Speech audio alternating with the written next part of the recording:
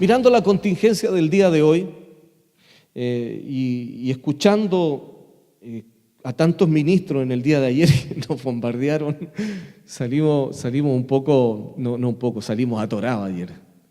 Con una sola administración de esa, uno tiene para meses de estudio, pero ayer escuchamos 4, que cuál de todas de ellas era más sustanciosa, que por un momento uno tenía ganas de decir, para, espérate un poco, tomemos aire, relajémonos, pero no había tiempo.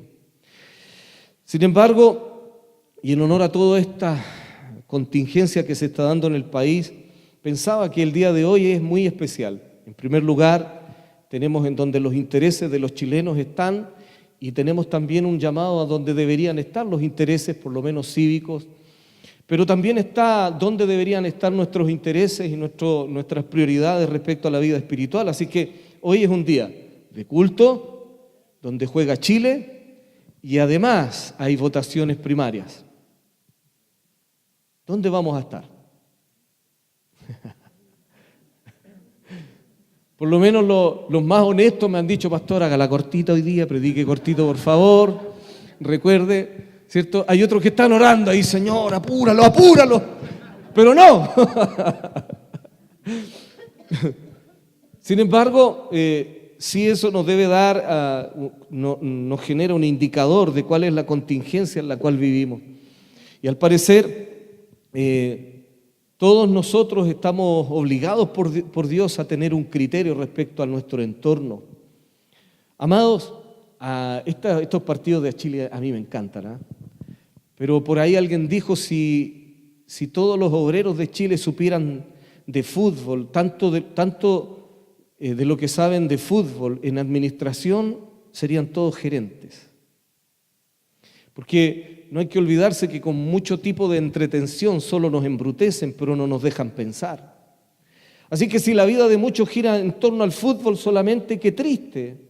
Porque yo pensaba, no, qué fenómeno, la marea roja, y pensaba, miles de personas, todos endeudados, van a pagar, no sé, cuotas hasta el 2030, yo creo, pero ellos están allá con la roja de todos.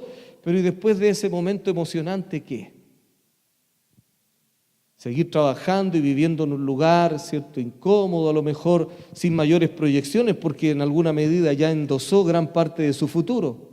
Fue feliz por un fin de semana, por una semana, y entre comillas le rindió culto a la pasión de su vida, pero después de eso no hay más que eso, esperar otro mundial, esperar que detrás de todo esto, si te das cuenta, hay mucha gente que se enriquece a costa de que muchos se empobrezcan.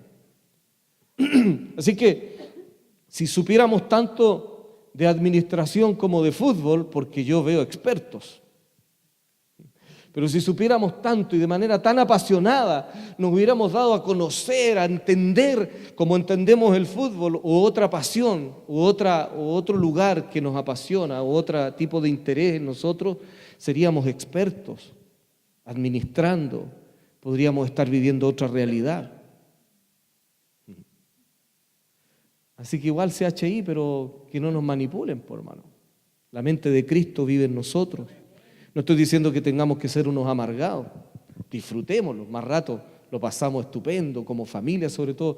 No sé si me entretiene más la familia, más el ver en familia o el partido mismo, pero me gusta la idea de estar juntos, compartir. Pero eso no nos debe hacer perder de vista el objetivo de quiénes somos nosotros, para qué estamos aquí, qué espera el Señor de nosotros.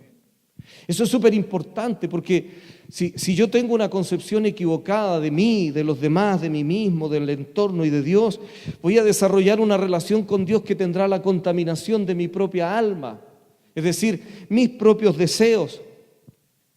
Por eso es que me quedé con esa máxima de adoración de un salmista, de un adorador brasilero, que dijo: adorar a Dios es dar a Dios lo que Él quiere recibir, no lo que yo quiero darle. Adorar a Dios no es que yo le voy a dar lo mejor de mí al Señor, pero a lo mejor requiere de algunos cambios, de la revisión de lo que realmente Dios quiere. Hay mucho altar de adoración que está conformado desde el alma del hombre, entonces están las mejores intenciones del hombre, pero no hay repercusión. Por eso decía Denise, parte de la reflexión de ayer era: no sabemos, vamos a reconocer que no sabemos. Vamos a reconocer que creemos que sabemos cómo se adora, que creemos que sabemos cómo se hace la obra de Dios, pero no miramos esta repercusión en la sociedad. Por lo tanto, vamos a ser honestos. Cuando miremos lo que nosotros decimos saber y conocer, que no tiene demostración, a todas luces dice, no tenemos idea cómo se hace esto. No hay fórmula humana que logre transformar a una persona, solo el Espíritu de Dios. Y hoy día preguntamos, y espero que el Señor nos responda hoy día, ¿cómo se hace? Porque sí, el Señor dijo cómo se hace. Dijimos, enséñanos, ok, vamos a buscar en la palabra del Señor cómo se hace esto.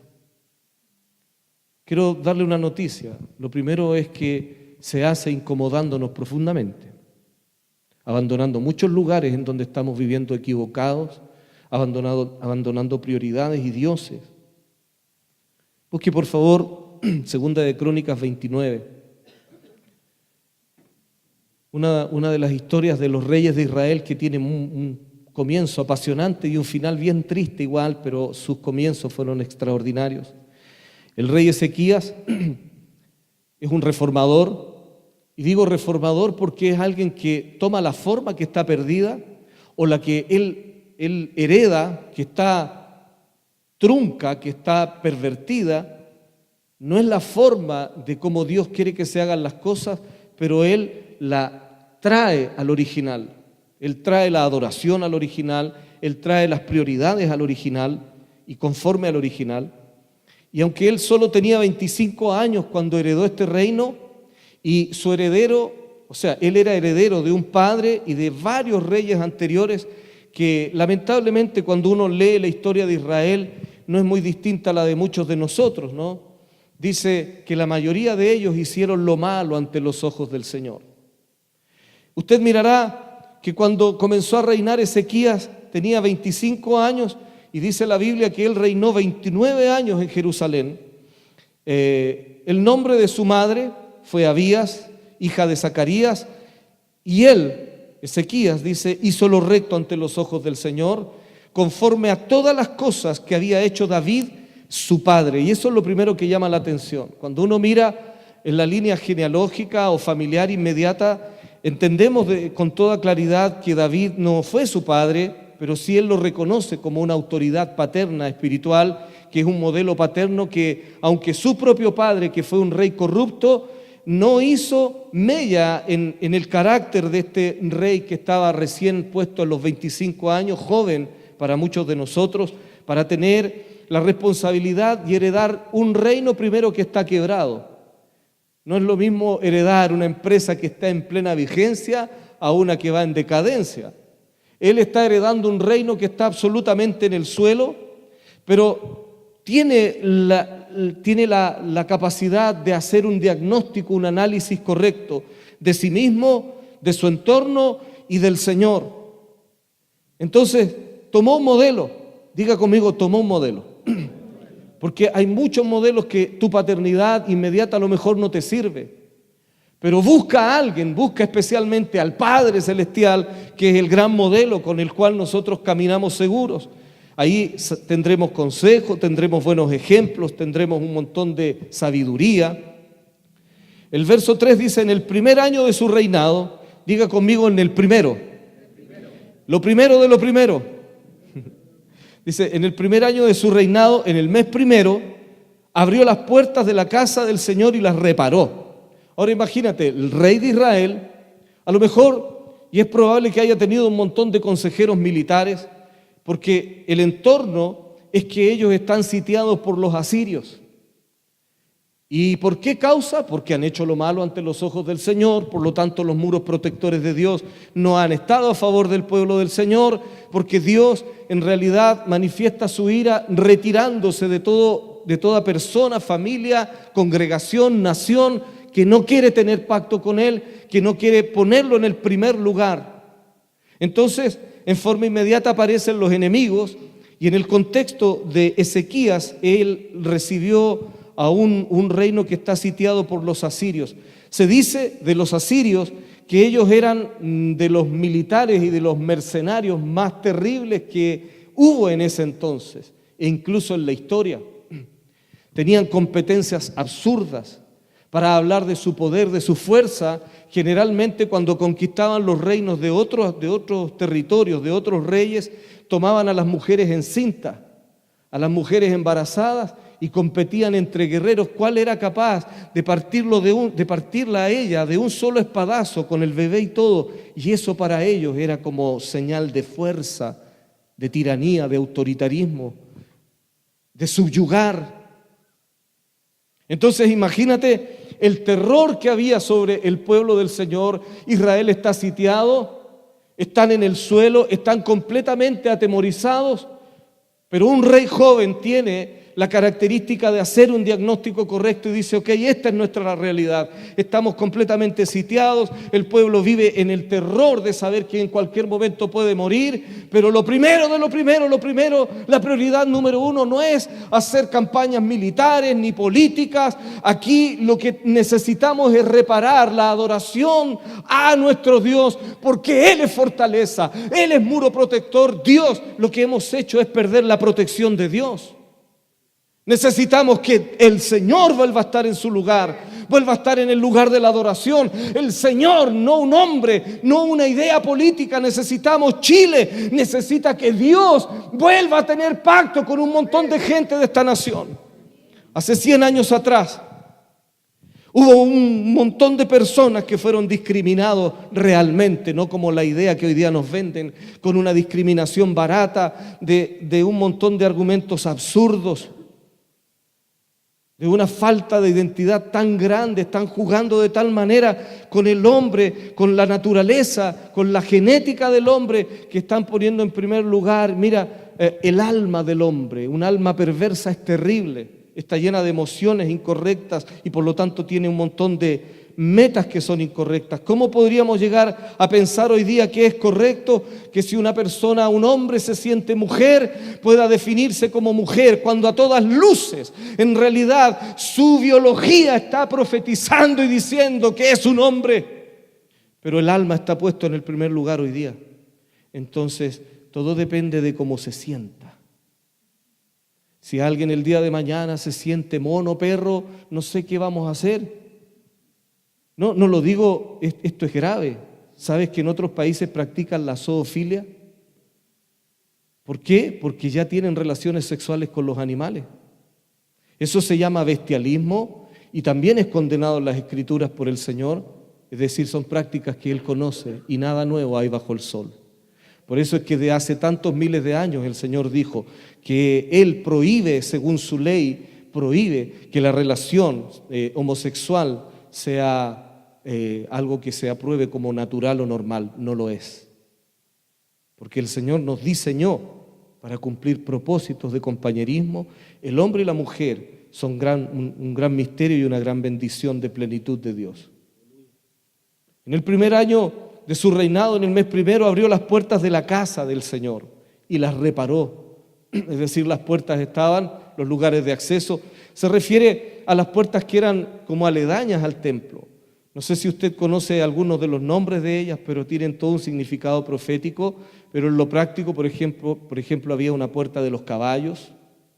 En ese lugar solo entraban los mejores corceles, donde solo los reyes eran los que eran atendidos por esos corceles, pero vivían enfrente de los que eran sacerdotes. Entonces estaba la puerta del pescado, todas tienen un montón de códigos. En este minuto no nos da el tiempo, obviamente, para profundizarlos, pero lo que hizo este rey fue reparar los accesos al Señor. E hizo venir a los sacerdotes y levitas y los reunió en la plaza oriental y les dijo: oídme, levitas, santificaos ahora y santificad la casa del Señor, el Dios de vuestros padres, y sacad del santuario la inmundicia. Vamos a hablar las cosas como son, dijo el rey. Ahora usted puede estar pensando, bueno, esa era la historia del rey. Amén. Bueno, ¿qué problema más grave tuvo el rey? Quiero decirte que el Señor a ti te ha hecho rey y sacerdote.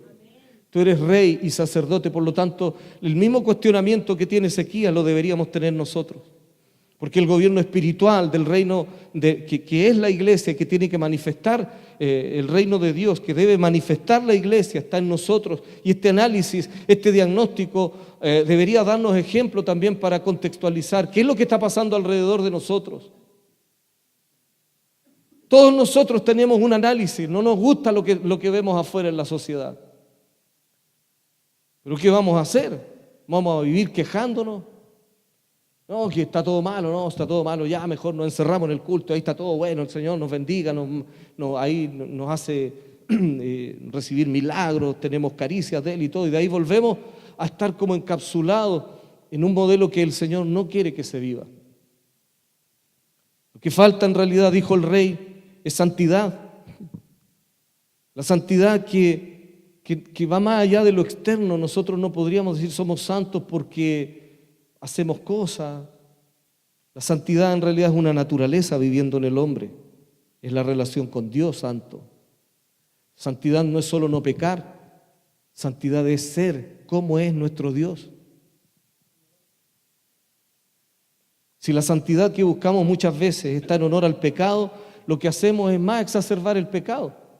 Entonces hay un montón de gente que no se anima ni a salir y de todas estos excesos de cómo se entienden las cosas es que nacen los monjes, por ejemplo, que se encierran a no pecar,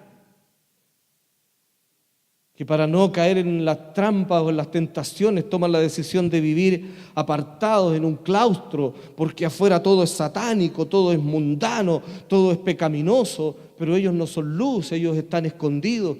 La Biblia dice que la luz no puede ser escondida. La luz está para iluminar, la luz está, en algún sentido, todos fuimos hechos para brillar.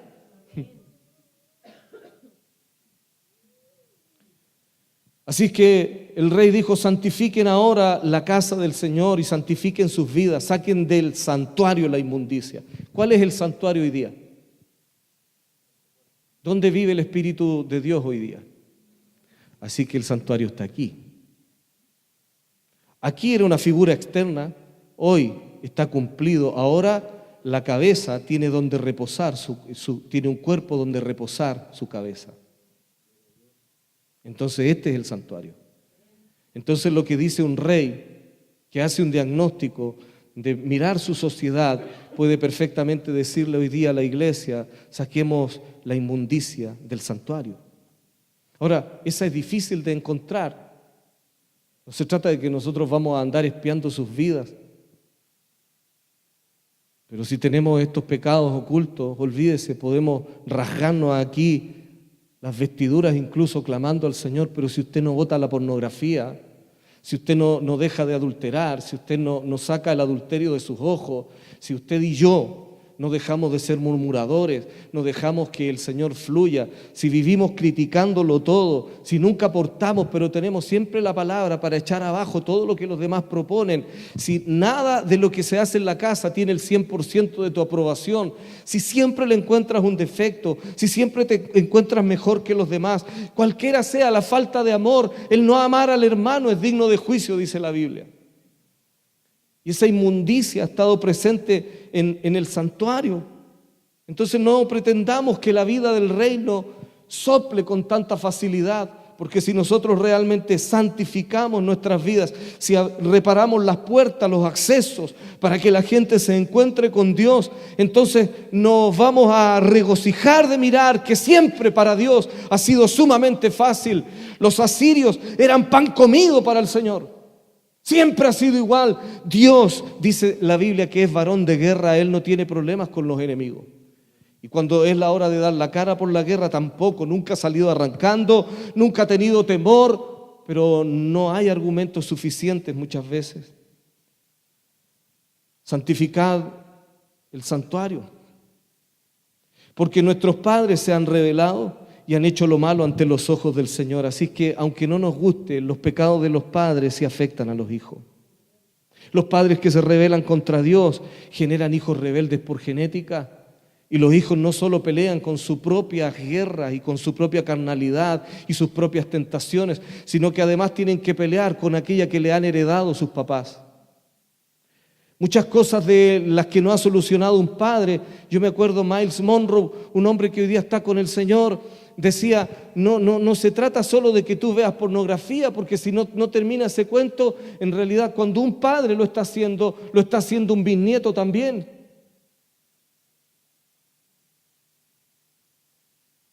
¿Por qué? Porque la maldad, dice el Señor, la visita hasta 3, 4 generaciones. Entonces, no es solo tu vida, ¿ves? Nos han dicho que somos tan individuales, pero no hay tal individualidad en el reino de Dios. Hay repercusiones gigantescas.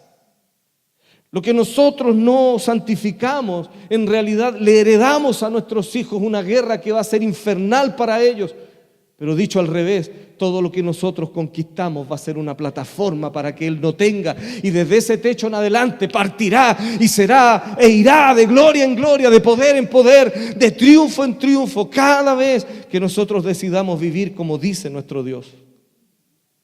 Nuestros padres se rebelaron e hicieron lo malo ante los ojos de Dios. Le dejaron, apartaron su rostro del tabernáculo, de la adoración, le volvieron las espaldas y aún cerraron las puertas. Apagaron las lámparas, no quemaron incienso, ni sacrificaron holocausto en el santuario de Israel. Por tanto, la ira del Señor ha venido sobre Jerusalén. Ahí hay una conclusión importante.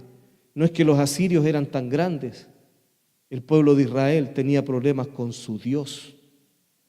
Porque la ira de Dios ahora estaba sobre su pueblo. Y como dije, la ira de Dios no consiste en el Dios que sale a tomar espadas para cortar cabezas porque está enojado. La manera en cómo Él manifiesta su ira es retirándose. Romanos capítulo 1 en adelante usted verá cómo es que el Señor dice que todo aquel que termina no respetándolo, Dios los entrega a mentes reprobadas. La ira de Dios es como el papá que dice, ok, ya, hágalo a su manera, hágalo. Usted está equivocado, yo se lo he dicho, usted va a sufrir por vivir de esa manera, pero si lo quiere hacer de esa forma, ok, hágalo, yo me retiro. Cuando Dios no está manifestándose en una ciudad, cuando miramos que en una nación los incendios que hemos tenido en los últimos años son increíblemente grandes, como en la historia jamás se había visto, los terremotos, los tsunamis, es porque en realidad Chile está haciendo que Dios se retire, pero aquí está su pueblo, aquí estamos los que tenemos la misión de hacer que el pacto con Él vuelva Dios a tener misericordia de nuestra tierra. Porque por unos pocos justos dice el Señor que Él no traerá su juicio. Pero si no hay justo que sea compatible con su justicia, Chile está condenado a la destrucción. Esa es la verdad. Y para eso es que usted y yo conocemos al Señor y estamos escuchando lo que escuchamos. Cuando la ira del Señor vino sobre Judá y Jerusalén, el Señor los entregó. Está escrito tal cual, dice, y el Señor los ha entregado a turbación, a execración, a escarnio, como veis vosotros con vuestros ojos. Y aquí nuestros padres han caído a espada y nuestros hijos, nuestras hijas, nuestras mujeres fueron llevados cautivos por esto. Ahora pues, tengo el diagnóstico, digámoslo en chileno, está todo malo. ¿Por quién votamos? En los últimos años, las últimas votaciones para la iglesia, votar es buscar el mal menor, porque no hay nada que en realidad nos identifique. También es culpa nuestra. El abandono. Ok, pero ¿qué vamos a hacer? El diagnóstico es que cuando este rey, joven, sin experiencia, mirando el mal ejemplo de su papá, en su primera instancia lo que hizo fue buscar un modelo paterno correcto. Él dijo, soy un rey, necesito la figura paterna de un rey correcto, y David fue un rey correcto. Miró la historia de David y muy pocas veces David fue derrotado. ¿Por qué? Porque David reinó de la mano de la presencia del Señor, en compañerismo, en intimidad, permanente con Dios. Él no tenía visitaciones de Dios, él vivía con Dios, él atrapó a Dios en la tierra, él levantó un tabernáculo que a Dios le fue imposible abandonar de aquí. 24/7, todos los días del año, adoración permanente, creó turnos, un sistema de sacerdocio e intercesión que nunca había sido visto en la tierra. Cada 2 horas los sacerdotes hacían cambios y la adoración era permanente. Dios, si se hubiera querido ir de la tierra, no pudo, porque David lo atrapó aquí. Y ese tabernáculo, dice el Señor, que lo quiere volver a replicar aquí en la tierra. Quiere volver a encontrar adoradores apasionados como ese rey que cometió errores garrafales, pero aún así el Señor dijo, tiene mi corazón, tiene un corazón inclinado siempre a mí. ¿Ves? Dios nunca buscó que David no se equivocara, porque Él sabe que todos nosotros nos equivocamos. Pero la gran característica del corazón de David es que él siempre tuvo inclinación a volver a papá. Cuando vino Natán y le traía un juicio de muerte por todo lo que él había hecho, porque él solo no fue un adúltero, sino que fue mentiroso y asesino. Qué terrible, hermano. El hombre, conforme al corazón de Dios, en un momento se transforma en un gran despropósito.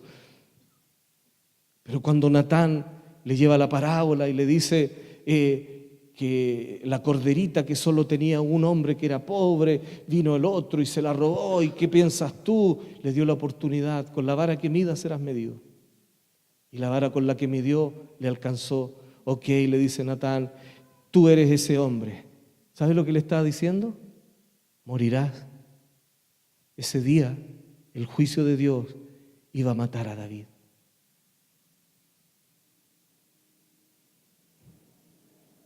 ¿Cómo estaría Dios? Uno de los pocos hombres que había conmovido tan grandemente su corazón se había tornado en un traidor que su justicia no le permitía ya, si no había arrepentimiento, si no había una confesión genuina. Pero David ahí está.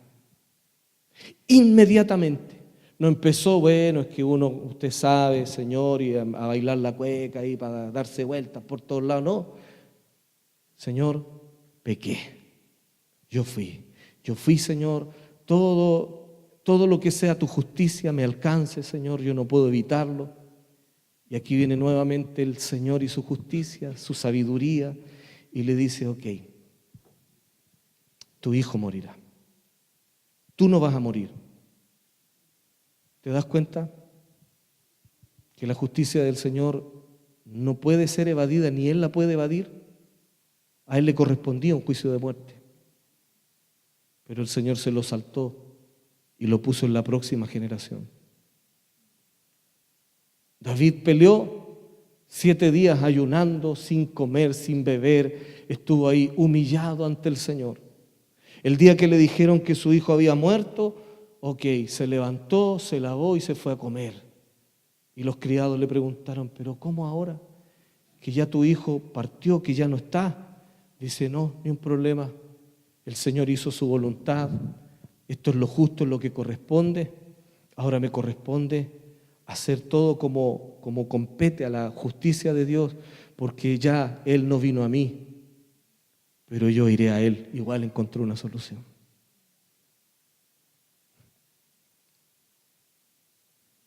Entonces este modelo inspira a Ezequías. David, su padre, un modelo paterno de un adorador que tiene la claridad de saber que todo rey, que toda reina del reino de Jesucristo, deberíamos tener claro que la única forma de hacer que nuestra sociedad, que nuestros gobiernos cambien es tener en el ambiente la presencia, la justicia de Dios.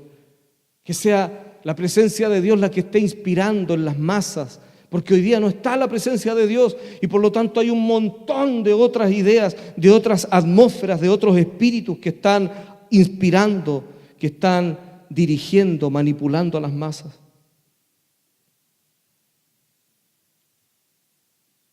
El diagnóstico es terrible, Chile está en el suelo. Ayer veíamos estadísticas que nos dejaron escandalizados. Desde el año 1990 la iglesia está decreciendo, amados. La iglesia no está creciendo. ¿Sabes quiénes están creciendo en ideas filosóficas? ¿Los ateos? No, esos están en picada también. Los que están creciendo son los agnósticos. Y la curva desde el año 1990 hasta el año 2013, que fue lo que estudiamos ayer, ha ascendido como si fuera casi un avivamiento. Es decir, la gente está optando por no creer en nada. ¿Ves? Por eso es que son tan relativistas, por eso es que no tienen fundamentación de vidas, no tienen compromiso con nadie más que consigo mismo. Pero alguien tiene que hacer algo. ¿Eres rey? ¿Eres una reina del Señor? La Biblia lo dice así. Y por lo tanto tendremos que rendir cuentas como rey y como reinas también en esta tierra. ¿En qué sentido? Él es rey de reyes, significa que nosotros también tenemos una dimensión del gobierno de Dios aquí en la tierra, tenemos una responsabilidad del gobierno de Dios aquí en la tierra.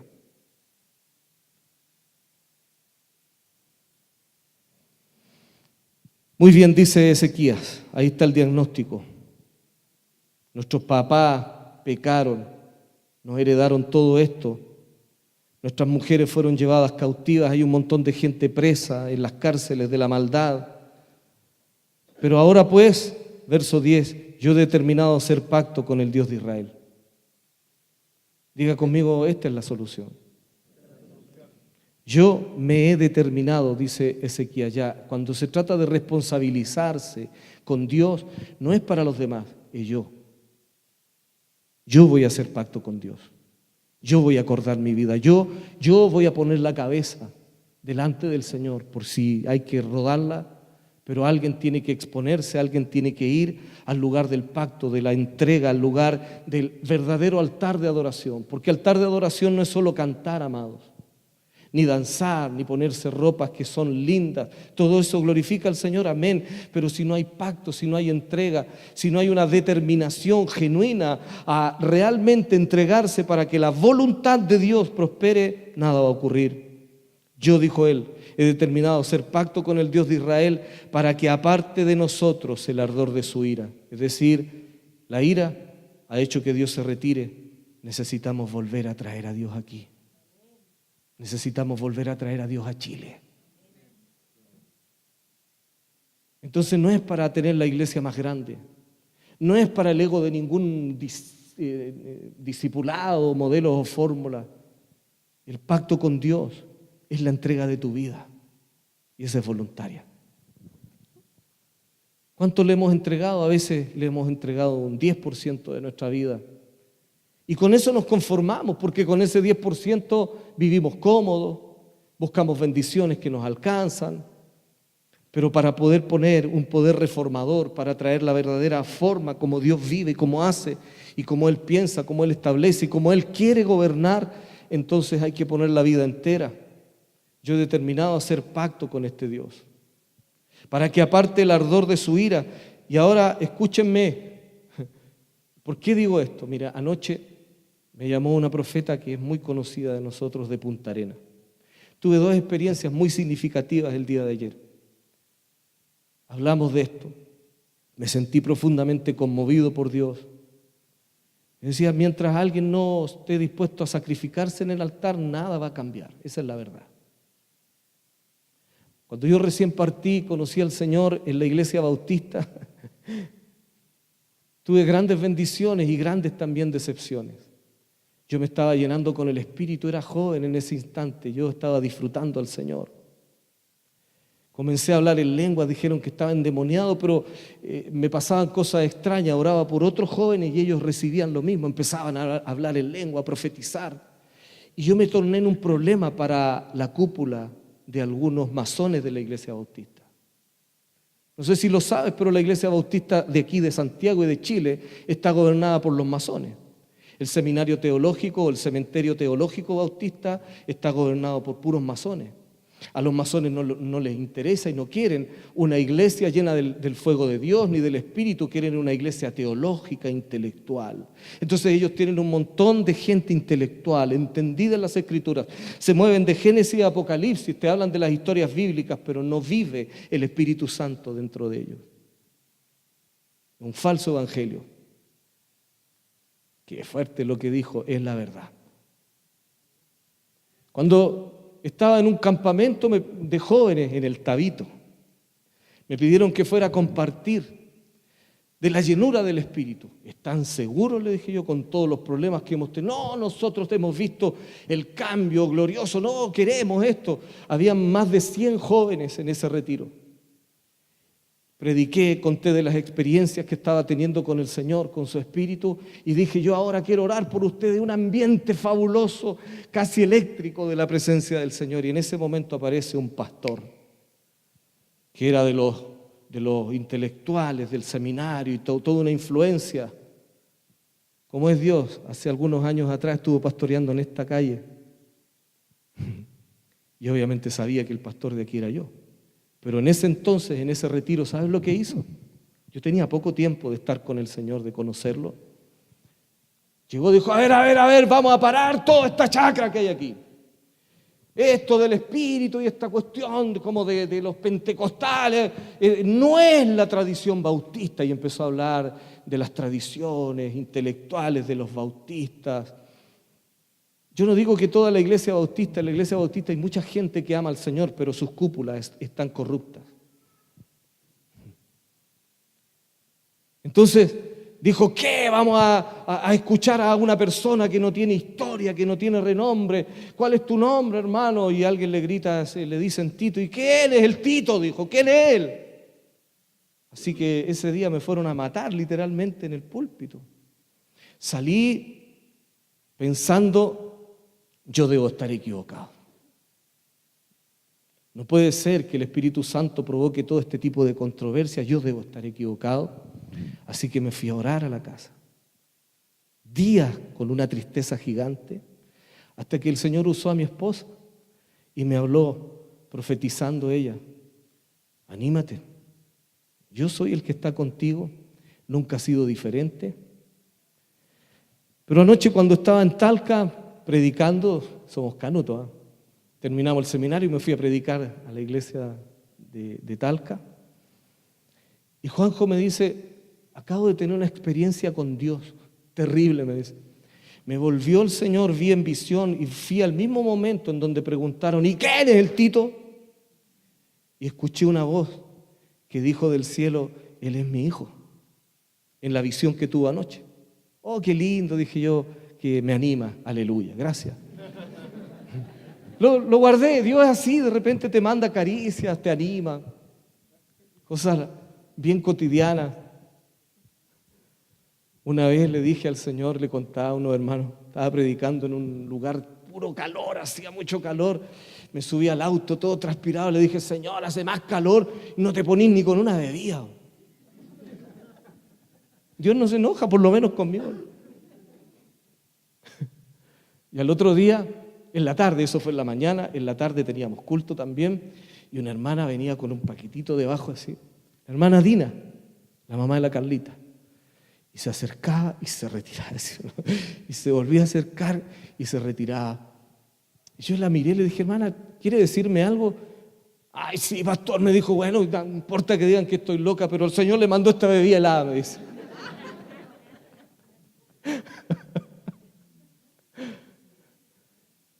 Dios está con tu vida cotidiana y escucha lo que pensamos que no escucha y ve lo que pensamos que no ve. Bueno, la experiencia con Juanjo fue linda.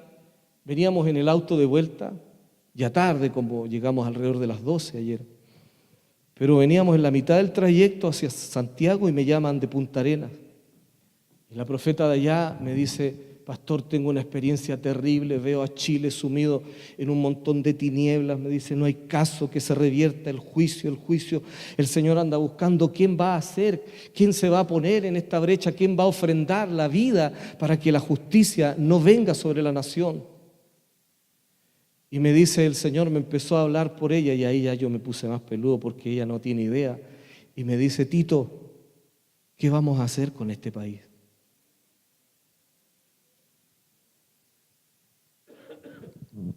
¿Qué voy a hacer con este país que no me quiere escuchar? ¿Qué voy a hacer con esta nación que no quiere vivir bajo mis preceptos? ¿Qué vamos a hacer con todas estas personas que van rumbo a la destrucción, a la muerte eterna, pero no quieren volverse a mí? Y me preguntó, ¿estás dispuesto a hacer el sacrificio? ¿Estás dispuesto a pagar el precio? Creo que ese es el contexto de Ezequías, ¿no? Ahora yo he decidido hacer pacto con el Señor. Pero un rey que tiene gente bajo su dominio, su gobierno, dice, y ahora quiero decirles a ustedes, hijos, porque el pacto yo ya lo hice hace mucho tiempo. Ha sido difícil, por momentos espantoso. Predicar el evangelio del reino no es tan bonito como uno quisiera presentarlo como un show. Tiene que ver, el amor es sufrido y por momentos se sufre por causa de la predicación, por causa de establecer la cultura del reino de Dios. Pero como yo determiné hacer pacto con el Señor, no te puedo mentir, la exigencia que viene es mayor ahora.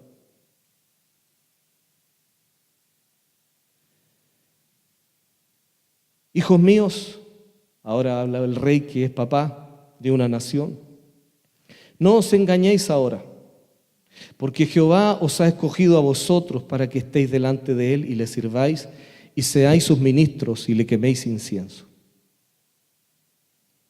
Así que si me atraparon a mí, te atraparon a ti también.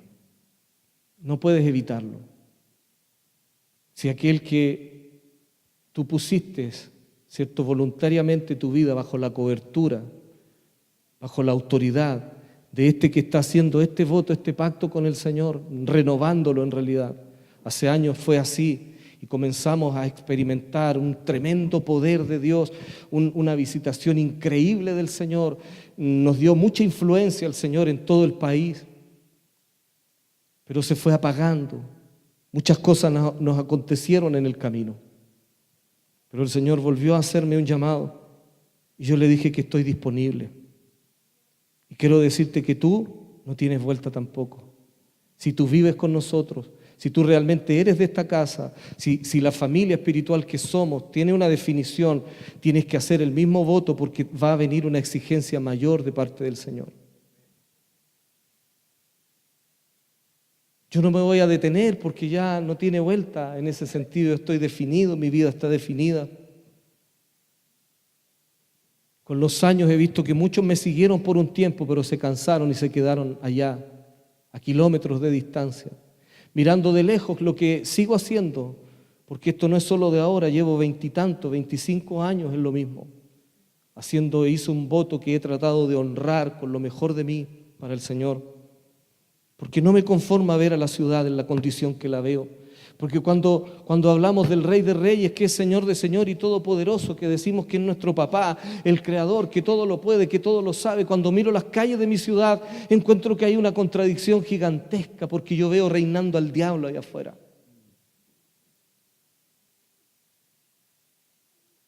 Entonces, si queremos ver un cambio, no hay otra forma, hay que hacer pacto con Dios. Eso significa, debo entregar mi vida para que Él tome el gobierno y Él sea quien dice cómo se hacen las cosas.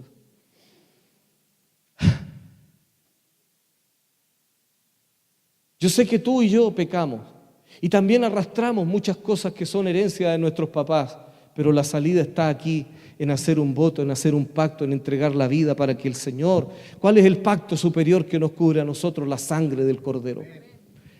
Si Ezequías pudo hacer un pacto que tenía sangres que eran simbólicas, nosotros podemos hacer y debemos hacer un pacto que es superior, porque ya no es un símbolo. La sangre que nos cobertura es la del Cordero de Dios, que quita la maldad del mundo. Si la sangre de Jesús realmente está sobre nosotros, entonces los argumentos del pasado se tienen que borrar. Tienen que venirse abajo los espíritus de las iniquidades. Tiene que venirse abajo la influencia de toda obra jezabélica, de toda hechicería, en el nombre del Señor. Incluso yo me asusto de estos momentos, se los confieso, porque empezarán a ocurrir cosas que no están en nuestra mente.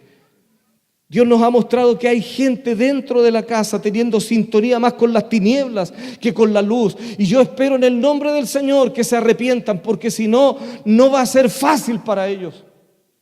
Tenemos semanas de estar haciendo demasiada guerra espiritual porque hay gente dentro de la casa que como una antena las tinieblas las identificaron para decir, no podemos introducir a través de ellos. Hay maldad, hay envidia, tienen corazones perversos, tienen un montón de ira, tienen un montón de pecados ocultos. Son el portal por donde entraríamos a hacer guerra y tratar de destruir la casa. En el nombre de Jesús, el pacto te va a cubrir, pero en el nombre de Jesús también haz uso de tu voluntad.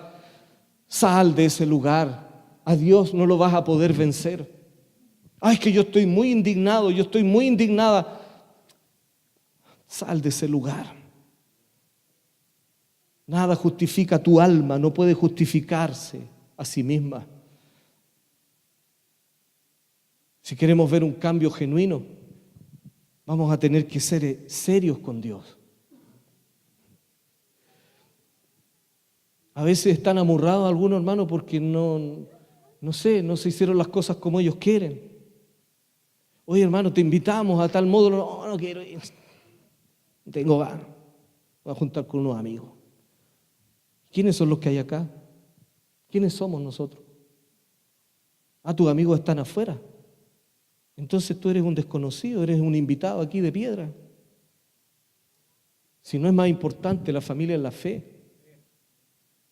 Entonces si tus amigos y tu definición está afuera, te invitamos a entrar. No te quedes fuera. Hacer pacto con Dios es dar la vida. Y es difícil, hermano. ¿Quién quiere morirse? Levante la mano. Nadie. Pero no hay ninguna manera de ver la resurrección y el poder de la resurrección si no se muere la carnalidad, si no se muere este hombre de pecado, este ser que tiene tendencia a la maldad por naturaleza. Pero necesitamos que aquí resucite Cristo.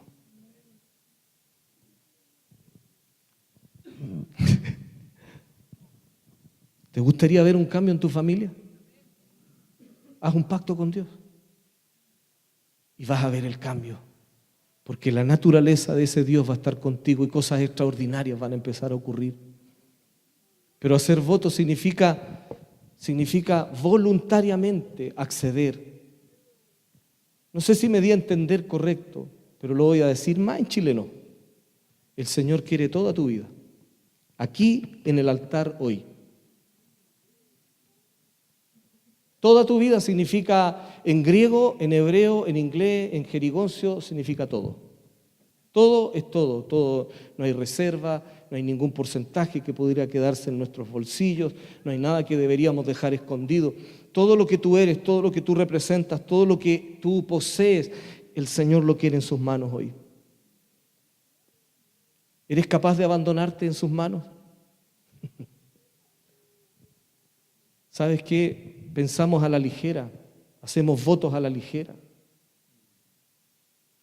Una vez estaba el apóstol Ronnie Chávez aquí en Chile y habló de cómo es que en algún momento determinado Abraham estuvo dispuesto a traer a Isaac.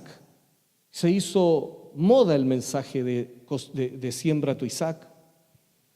Pero en un momento determinado él dice y pregunta, ¿estás dispuesto a sembrar a tu hijo para el reino y para las misiones? Amén, dijo una hermana. Y él se bajó del púlpito y le dijo, ok, quiero que hagamos todos los arreglos, me lo llevo a él. Tenía como 12 años el hijo. Me lo llevo mañana, se va a ir a perfeccionar en la universidad nuestra, desde el día de mañana en adelante. ¡Ay, no! ¿Pero qué está diciendo entonces? Me lo llevo, dijo, el Señor me dice que me lo lleve. Porque usted lo acaba de sembrar. Porque usted dijo que confiaba en el Señor. ¿Te das cuenta que tenemos paradigmas equivocados aquí? Muy emocionales. Toda tu vida es toda tu vida. Toda tu vida significa que cuando una totalidad de una vida está en el altar del Señor, entonces van a empezar a ocurrir cosas que están en la mente, en el corazón de Dios. Ese es el voto que el Señor quiere, porque ya no quiere más cultos entretenidos, ni mensajes de autoayuda. Hermano, lo podemos, levántese, anímese. Si usted no se animó en 10 años, ya no lo hizo, hermano. Ya me cansé de esperar un montón que están sentados ahí para siempre.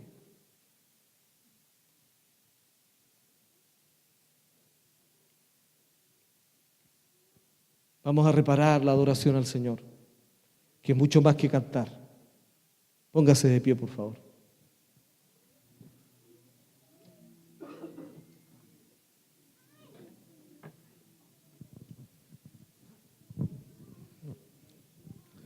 El diagnóstico es que afuera está todo mal, que estamos sitiados porque la gente del reino de Dios hoy día de la iglesia le da miedo a hablar del Señor. No sabemos dónde tampoco articular la voz.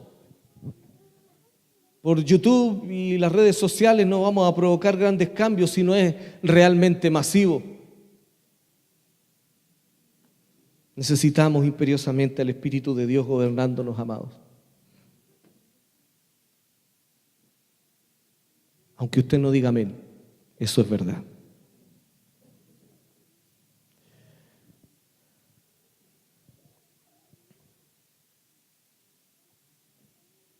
¿Qué haremos con este país? ¿Te animas que el Señor te comparta esto y que te pregunte como en compañerismo? Francisco, Cote, Cristian, Oscar, Waldo, ¿qué haremos con este país? ¿Nos interesa o no nos interesa? A mí no me interesa el país, yo estando bien con mi casa, mi familia, teniendo comida, durmiendo calentito en el invierno, fresquito en el verano, puedo decir que soy bendito. Pero este país se está cayendo a pedazos. ¿Cómo van a educar a esos niños? ¿Quién los va a influir? ¿Los va a dejar en manos de aquellos que le van a decir que es normal que se pueden acostar a los 4 años con alguien? Esa es la realidad que estamos viviendo. Necesitamos hacer un voto, un pacto gigante e urgente con Dios, pero hay un estado de sueño, estamos en un estado de muerte que no nos permite, estamos tan aletargados que no nos damos cuenta. ¿Cómo se va a educar tu hijo, Israel? ¿Dónde va a estudiar? Cuando le digan que puede entrar tanto un baño de hombres, de mujeres, grandes, chicos, y los corruptos como el Rolando Jiménez, que hoy día quiere y está trabajando por la legalización de la pedofilia. La NAMBLA, que es una asquerosidad, es la sigla de un conjunto de corruptos que dicen que el amor entre grandes y chicos es real, por lo tanto ellos ya están trabajando por legalizar la pedofilia. Ese es el Chile donde vivimos.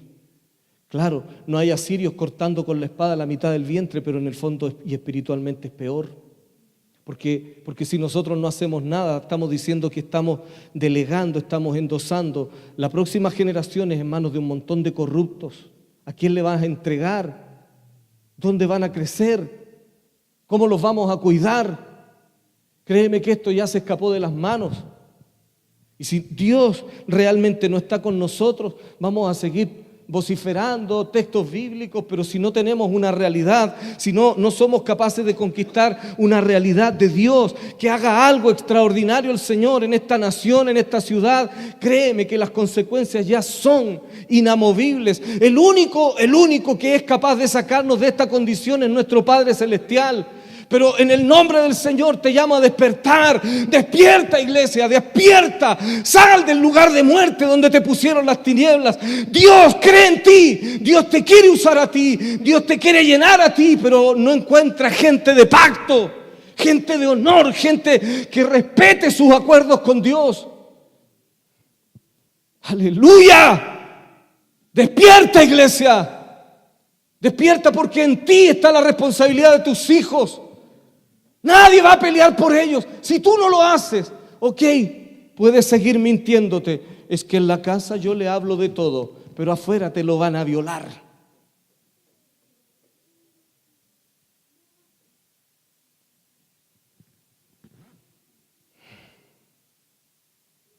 Es urgente, no hay opción. Hay que mucho compromiso. ¿Y a qué te vas a dedicar? ¿A juntar plata? ¿A ir de vacaciones? Es que mucho esfuerzo. Nos contaba Simón Aquino. Decía mi abuelo, fue uno de los vestigios del avivamiento de 1909. No lo conocí, pero supe de su historia. El abuelo trabajaba, juntaba plata durante meses, dejaba abastecida su casa, su familia y su esposa, y él se iba a predicar. ¿Dónde? A cualquier parte, porque estaba loco porque toda la gente conozca a Dios. Dormía en las plazas, amanecía en cualquier lugar y se iba a predicar, hacer que la gente conozca al Señor. Usted necesita al Señor. Nunca le dijeron apóstol, nunca le dijeron profeta, nunca tuvo el título de nada. Él amó apasionadamente a Dios y hoy tiene un nieto que él no conoció, pero su nieto es usado por Dios para predicar a multitudes de personas en el mundo entero. Él recorre las naciones hoy día. ¿Quién le abrió el camino? Un abuelo que amó apasionadamente a Dios. ¿Amas a Dios o no? Tú, padre, mamá, que estás en este lugar, ¿amas al Señor? ¿Qué le vas a heredar a tus hijos? Si tu pacto es pequeño, si tu pacto tiene poca monta con Dios, poco le vas a poder heredar. Pero si tu pacto es serio, es contundente, créeme que Dios va a usar tus generaciones, las va a proteger, las va a ungir y serán un baluarte de la verdad. Siempre ha sido este el llamado que Dios nos hizo. ¿Despertamos o nos quedamos durmiendo? Lo que vimos en el video es lo que Dios nos mostró. La condición de la iglesia de Chile es que está dormida a la orilla del mar. Está allí disfrutando de una vida cómoda. Cree que buscar a Dios es buscar bendiciones. Ay, busco a Dios para que Él me bendiga. Y si no me bendice, me enojo y falto a algunos cultos. ¿Qué mugre es esa? Conoce al Señor tu Dios. Ámalo a pesar de las dificultades, porque Él está por encima de ellas. Ama al Señor, a que tu vida pueda ser un recipiente generacional donde quede en ti un legado genuino, verdadero para los que siguen detrás de ti. Porque si tú no lo haces, nadie va a pelear por tu hijo como tú debes hacerlo. Si tú no le generas una mejor plataforma, amados, necesitamos un milagro gigantesco que cambien los paradigmas sociales con los cuales están dándole forma a nuestra nación. Necesitamos una reforma. Chile necesita volver a la forma en como es que Dios la ha soñado. Y si nosotros no hacemos esa tarea, entonces ¿quién la hará? Tú eres rey, te guste o no. Tú eres una reina, te guste o no. Y por lo tanto tienes responsabilidades como tal. Porque el Señor ha hecho de nosotros reyes y sacerdotes. Así que reinamos desde el altar. Reinamos desde el pacto con Dios, desde la intimidad con Dios. Vamos a cambiarle el rostro a la ciudad. ¿Cómo? Amando a las personas, trayendo personas al reino de Dios, haciendo que ellos tengan intimidad con Dios, que conozcan al Señor, no solo que se hagan amigos de nosotros. Eso es bueno, eso es lindo, pero ellos necesitan al Señor, necesitan conocer profundamente al Señor, llenarse de su presencia para que ella los haga valientes, para que ella los haga y les haga descubrir cuál era la personalidad con la cual la prediseñaron. Tú eres una personalidad en Dios. Dios no va a improvisar, no va a cambiar de opinión. Tú eres quien dice Dios que eres, y tengo la impresión de que eres más valiente en el diseño de Dios de lo que tú crees, que eres más arrojado de lo que tú crees, que eres mucho más osado de lo que tú crees, que eres mucho más potentemente usado por el poder de Dios de lo que tú crees. Necesitamos que saques a luz tu verdadera personalidad, iglesia. ¿Quién tú eres realmente?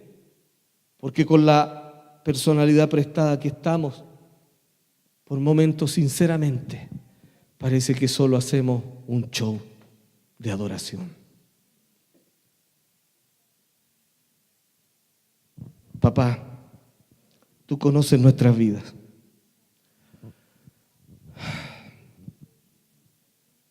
Te pedimos perdón porque como en el tiempo de sequía, Señor, también estamos rodeados, sitiados, nos sentimos acorralados, encerrados en las congregaciones, que no sacan la voz, Señor, que no hemos tenido la capacidad porque no sabíamos, porque no sabemos, Señor. Lo único que entendemos ahora, que la única forma es haciendo un voto contigo, un pacto contigo, es volviendo a traer tu presencia, Señor, a la tierra. Señor amado, es buscando íntimamente, Señor, tu presencia y haciendo los cambios personales, familiares, congregacionales que tú pidas, hasta agradarte, Señor, de tal manera que sea irresistible para ti estar en un determinado lugar con esa presencia manifiesta. Yo sé que tú estás en todas partes, pero no te manifiestas en todas partes, Señor. Yo sé que tú conoces nuestras vidas, Señor, pero no todas nuestras vidas son de tu agrado. No todas las horas, no todos los minutos de nuestro día los dedicamos para ti, Señor, pero enséñanos a caminar contigo. Nuestro voto y nuestro pacto, Señor, visítanos hoy día. Tu palabra dice que tú eres el que pesa los espíritus. Tú tienes la capacidad de mirar la intimidad del corazón. Quiero pedirte que tú visites la intención de cada corazón que está aquí, Señor, y lo peses profundamente, para que nuestros pactos y nuestros acuerdos, Señor, estén avalados por la sinceridad con la cual nosotros nos acercamos a ti. Hay que morir en el altar para ver la resurrección, amada iglesia. El camino de la cruz, dijo el Señor, que si tú quieres ser y yo quiero ser su discípulo, tendremos que tomar su cruz o el juicio también que involucra la cruz y morir. Morir a nuestros deseos, morir a nuestras propias ideas, morir a nuestras intenciones, morir a nuestra voluntad para que Él haga. Necesitamos salir de la dimensión en donde hemos estado demasiado tiempo. Necesitamos salir de la cárcel donde no mirábamos más allá. En el nombre del Señor.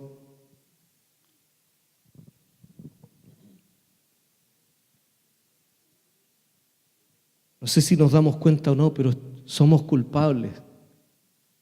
El pecado que está sobre nosotros es la indiferencia. No nos importa, no nos duele.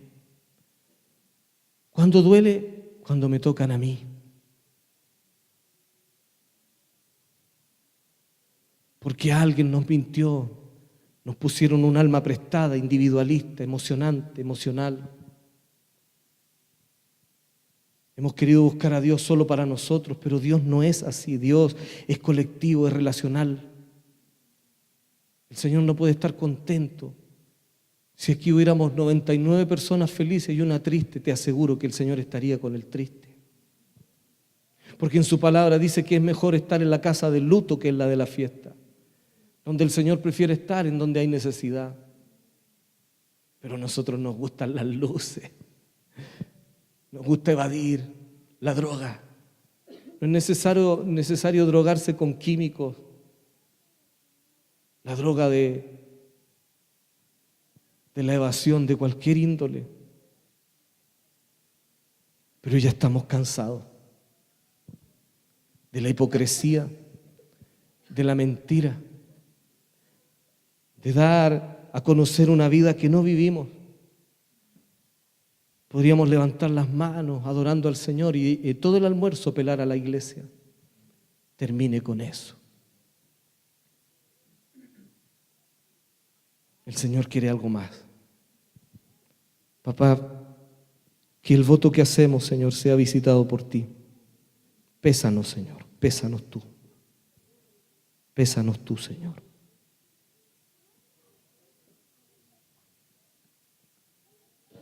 Amén.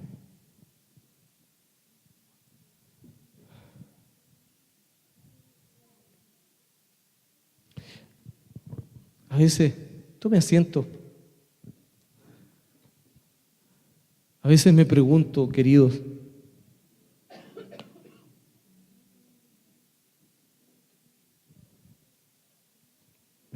cómo es que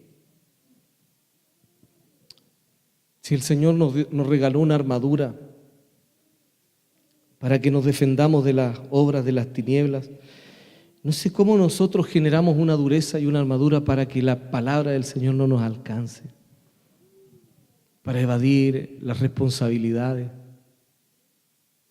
Pero te aseguro en el nombre del Señor que miraremos grandes cambios en aquellos que hicieron un voto genuino, porque el Señor prometió, y le creo, que Él daría un montón de respaldo.